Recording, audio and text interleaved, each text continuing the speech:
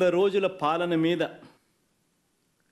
చంద్రబాబు నాయుడు గారి 100 రోజుల పాలన మీద దృష్టి పెట్టేసరికి ఇప్పుడు తిరుమలకు వచ్చే నెయ్యి కల్తీ జరిగిందంటూ ఇంకో డైవర్షన్.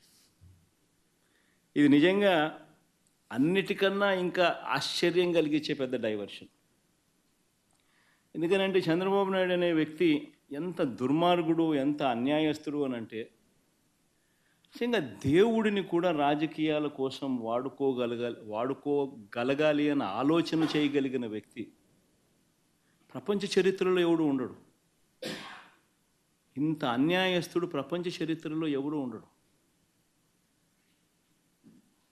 దేవుడు ని రాజకీయాల కోసం ఉపయోగించుకోవాలి అని ఆలోచన చేయగలిగిన దుర్మార్గమైన మనస్తత్వం ఒక చంద్రబాబు నాయుడు గారికి మాత్రమే ఉంటుంది.